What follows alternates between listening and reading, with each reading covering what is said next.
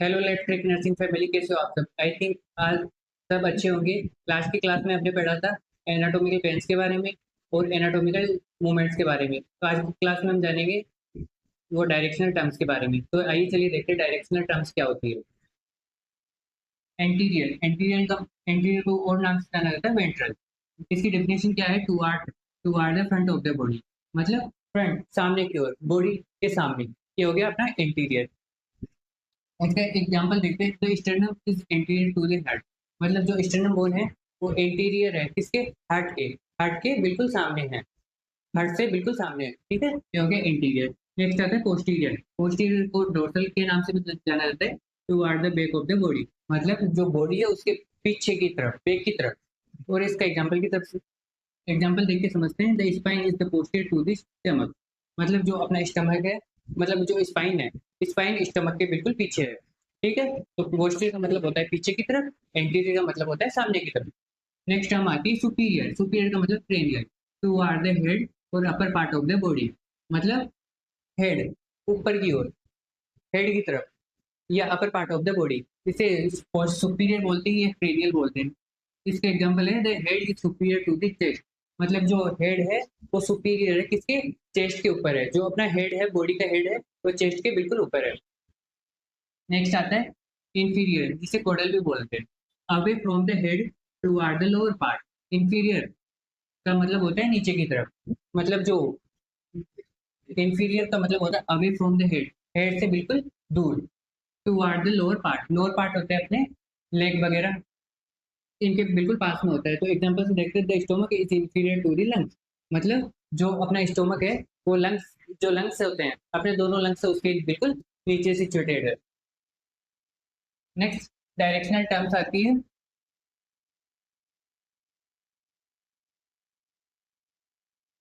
Medial, medial का मतलब होता है toward the mid line of the body, जो मिड लाइन होती है उसके साइड, उसे मीडियल बोलते हैं। जैसे the nose is medial to the eyes. Medial या मिड लाइन एक ही चीज होगी बिल्कुल, मिड लाइन बीच में कोई भी बॉडी पार्ट या कोई ऑर्गन सिचुएटेड है। जैसे body part nose is medial to the eyes, मतलब नोज जो अपनी नाक है वो मीडियल दोनों आईज के बीच में सिचुएटेड है, मीडियल साइड में सिचुएटेड है।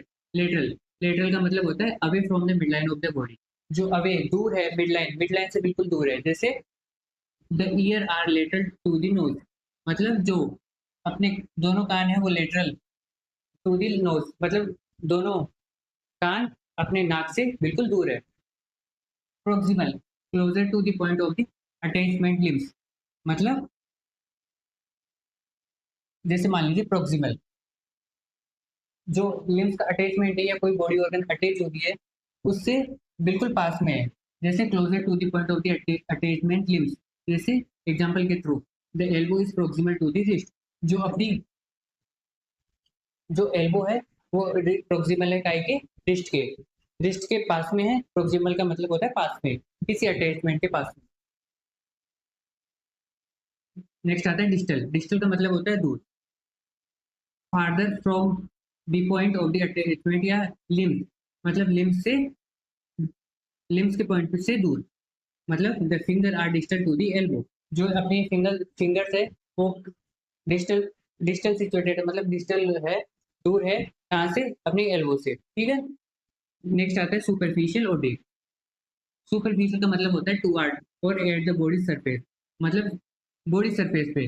The skin is superficial to the muscles, muscles जो स्किन है वो सुपरफिशियल है, ये ऊपर है मसल्स के। ठीक है, जो अपनी स्किन है वो सुपरफिशियल ही है, ऊपर है बिल्कुल, बॉडी सरफेस पे है।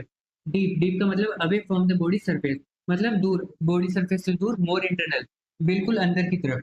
The lungs are deep to the ribs, मतलब जो रिब्स है, जो अपनी पसलियां हैं वो लंग, उसके नीचे सिचुएटेड है लंग्स। तो हमारी क्लास कैसे लगी? कमेंट जरूर करना और अपने दोस्तों के साथ इस लिंक को शेयर करना। और नोट्स पाने के लिए हमारे टेलीग्राम चैनल को जरूर ज्वाइन कीजिए। Thank you.